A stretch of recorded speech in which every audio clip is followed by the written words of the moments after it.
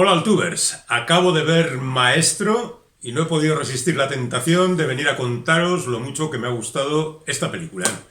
Ya venía siendo anunciada como una de las películas del año, ya sabéis, se habla de muchas, aquello de gran candidata a los Oscar, grandes candidatos los intérpretes, el director yo creo que, pero en realidad nunca se sabe hasta que se estrena cuáles son las dimensiones del fenómeno. Y la verdad es que es una película verdaderamente atractiva.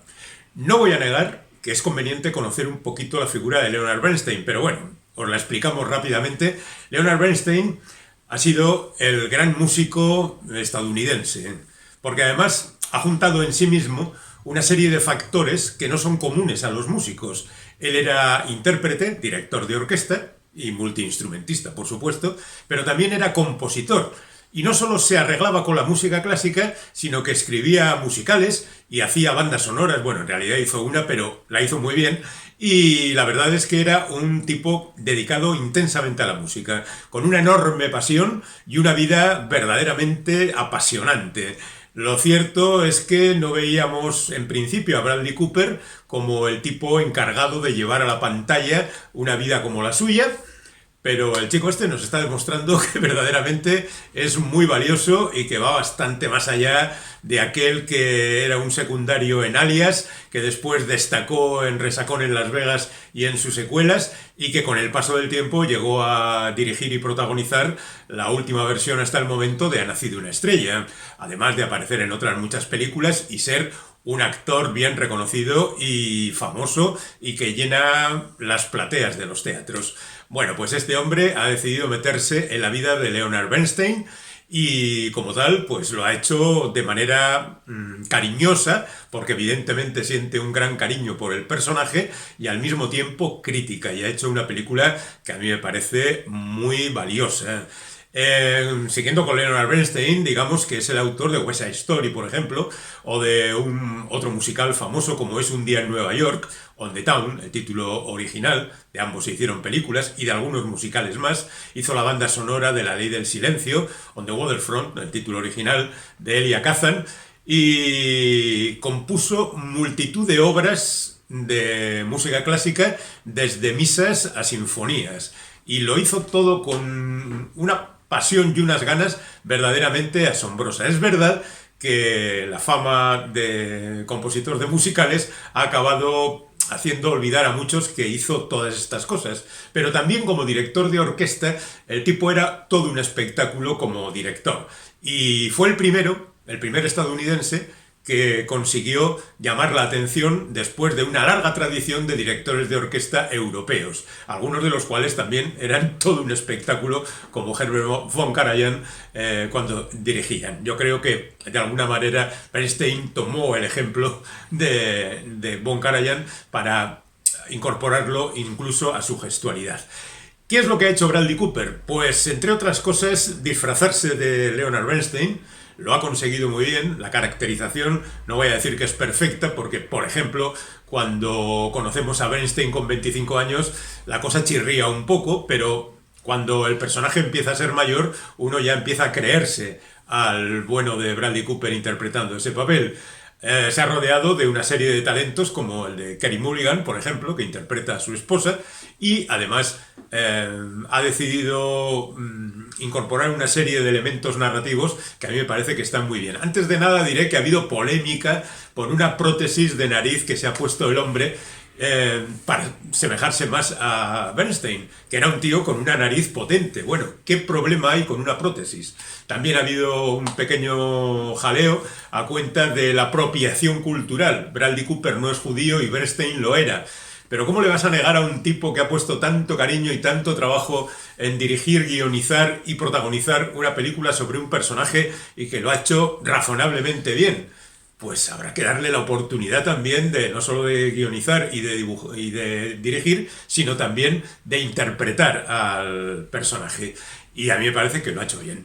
Es verdad que quizá hay una excesiva inclinación en la película, 2 horas y algo, hacia la parte, digamos, erótico-festiva del bueno de Bernstein, bisexual, casado con una mujer con la que tuvo 3 hijos, y que, bueno, pues tenía demasiadas aventuras románticas, al parecer, fuera del matrimonio, con hombres, y la verdad es que, pues aquello se convirtió en una situación tremendamente incómoda y difícil de sobrellevar. Y esa parte ocupa mucho de la película. Por supuesto, también la tragedia de la enfermedad y la muerte que rodea a cualquier ser humano del que se cuentan muchos años de su vida. Y quizá ese muchos años de su vida es un impedimento a la hora de seleccionar los mejores momentos para contarlos en una película. Pero yo creo que la selección está bien hecha y que se trata de mezclar la parte artística, la parte laboral, digamos, con la parte privada, la parte sentimental y, ya digo, erótico-festiva. Y yo creo que está bien hecho. Incluso cinematográficamente, Bradley Cooper opta por no mover demasiado la cámara.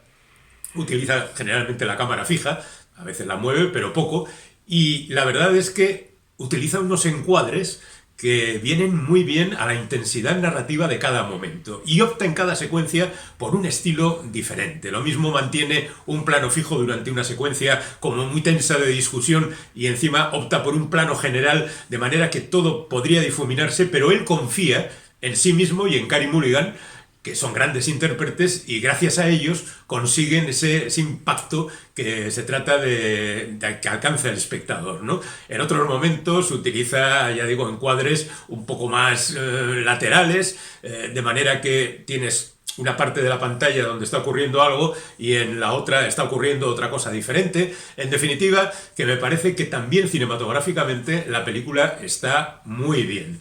Y luego está la enorme fuerza de la música de Bernstein y la interpretación que hace Bradley Cooper, que también se desmelena mucho, porque Bernstein se desmelenaba mucho cuando interpretaba. Y luego hace algunos cambios tremendos, como por ejemplo pasar de la gloria a la tragedia en un segundo, cuando después de una interpretación majestuosa y tremenda, uno acaba en la consulta del médico.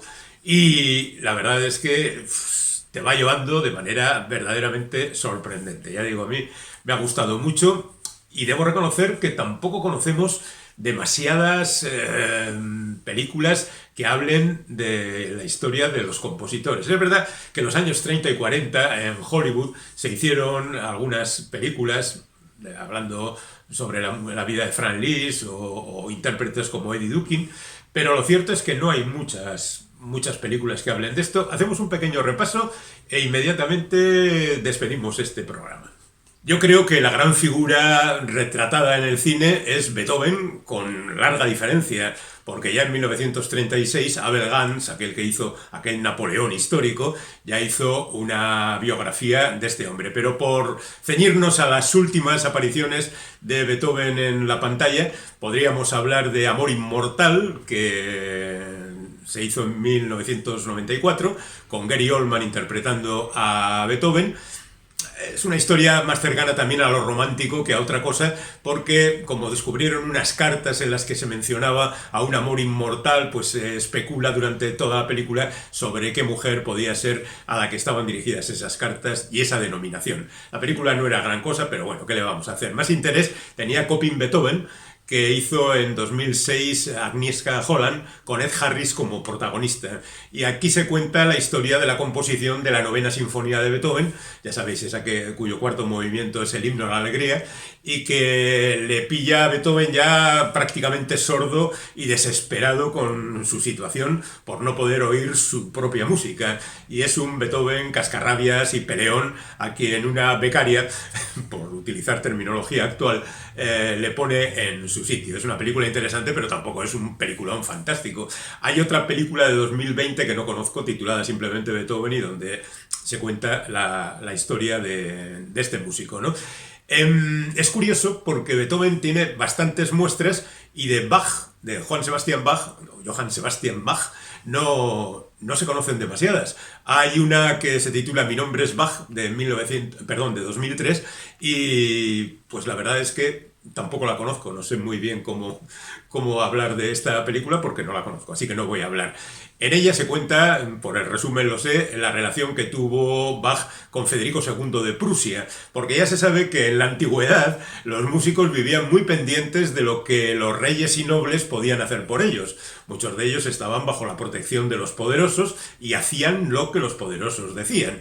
Otra cosa es que su genio les permitiera eludir las imposiciones y hacer lo que les diera la gana. Pero bueno, al margen de eso, digamos que esa es también la historia que se cuenta en la película La Pasión del Rey, que es la relación entre Luis XIV de Francia y Jean-Baptiste Lully, que era un músico que igual ahora está un poco olvidado, pero que en su momento también era la pera limonera. Y ya que estamos en Francia, digamos que hay una película que todo el mundo ha visto, que es encantadora, maravillosa, fantástica, que es Todas las mañanas del mundo, que cuenta la historia de Martin Maguet, que fue un músico barroco de Francia, que está interpretada en la película por Depardieu, y que, bueno, pues es una película con una música arrebatadora y maravillosa. Y en ese sentido yo creo que la más famosa de todas las películas dedicadas a los músicos es sin duda alguna Amadeus, que dirigió Milos Forman y que contaba la historia de la rivalidad entre Mozart y Salieri. Esa historia que siempre se ha contado, que Mozart era un genio y Salieri era el rencoroso, vengativo músico que se habla incluso de que lo envenenó porque no podía soportarlo. Bueno, seguramente la historia no es así exactamente. Quiero decir que Salieri también era un músico valioso, si escucháis sus composiciones, la verdad es que estaba muy bien. Lo que pasa es que Mozart era un fenómeno y además era un músico natural, no tenía que volverse loco componiendo. Al tío le salían la música por los poros y era capaz de hacerte una ópera y 2 sinfonías en una tarde, a nada que se lo propusiera. De hecho, su vida fue muy corta y su obra es muy larga. Entonces quiere decir que el tipo trabajaba fantásticamente. Pero bueno, la película en su momento fue candidata a no sé cuántas Oscar, se llevó algunos premios y fue muy famosa. Estaba basada en una obra teatral de Anthony Safer previa y luego fue llevada al cine por, ya digo, Milos Forman. Y en ese sentido, quizá, aunque no cuenten estrictamente las vidas de músicos, pues convendría hablar de algunas otras películas muy relacionadas con la música clásica, como puede ser el caso de Muerte en Venecia. Muerte en Venecia es originalmente una novelita muy breve de Thomas Mann que cuenta la historia de un escritor que va a Venecia durante una epidemia de peste y allí, bueno, pues tiene sus fantasmagóricas visiones del amor por un adolescente y, bueno, pues la cosa acaba mal. Pero Luchino Visconti cogió la idea, la llevó a Venecia, colocó la plaga de peste y cambió la profesión del protagonista, Deep Bogart en este caso, que pasó de ser escritor. Al final, un escritor escribió sobre un escritor y Luchino Visconti, aprovechando las posibilidades musicales del cine, colocó a un músico interpretando el papel principal.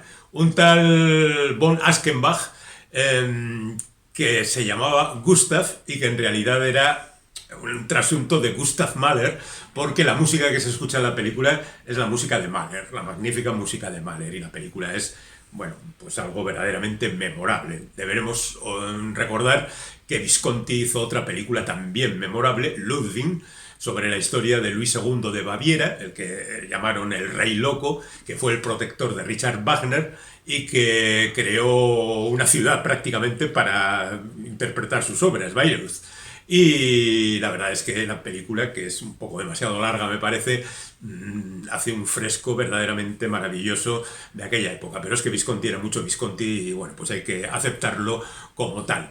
Y otro director que más o menos está especializado en estas cosas es Ken Russell. Ken Russell ha trabajado desde Elton John a los Who, ha hecho películas sobre Sir Edward Elgar, sobre montones de música. Es, por ejemplo, el director de Tommy, la ópera rock de los Who, con Roger Daltrey como protagonista. Y tiene 2 películas dedicadas a los músicos clásicos. Una de ellas es La Pasión de Vivir, donde se cuenta la historia de Tchaikovsky, interpretado por Richard Chamberlain. Es una película más o menos convencional sobre la vida de Tchaikovsky, sus pulsiones también, en este caso sexuales y contradictorias, y su muerte verdaderamente estúpida por beber un vaso de agua contaminada. Y tiene otra película más loca que es Listomania o Listomanía, que cuenta la historia de Fran Lis, que esa también es una historia complicada y difícil. Y donde, bueno, pues la verdad es que hay una mezcla de artistas pop. Roger Daltrey, el cantante de los Who, hace de Liszt, y por ejemplo Ringo Starr, el batería de los Beatles, hace del Papa. Lo más curioso es que aparece Rick Wakeman, que fue teclista de grupos como Yes y también tiene una carrera bastante prolongada como solista, interpretó a Thor, al dios Thor, pero no al dios Thor como dice la mitología nórdica, sino al dios Thor de los cómics, el que aparece en los cómics de la Marvel. Bueno, pues como tal, os dais cuenta de que la historia es verdaderamente un poco loca y divertida. Pero bueno, Ken Russell era un tipo que se metía absolutamente con todo y salía generalmente mal parado, pero nada de sentido del humor que tenga el espectador, se lo pasaba muy bien viendo sus películas. Ahora podéis disfrutar de esta película, de la que hemos hablado antes, de Maestro, de Bradley Cooper, y la verdad es que espero que me contéis lo que os ha parecido, a ver si yo estoy equivocado o me he dejado llevar por el entusiasmo al ver un trabajo bien planteado, bien hecho. No hagáis caso de polémicas, acordaros de aquello del dedo y la luna, no miréis el dedo, mirad la luna y dejémonos de tonterías. Cuando hay un buen trabajo por delante hay que decirlo, hay que comentarlo y hay que recomendarlo, y estoy encantado de hacerlo. Está en Netflix y bueno, pues como siempre pasa ahora con esto de las plataformas, cada uno lo que tiene a su alcance. Si podéis, disfrutar de Maestro.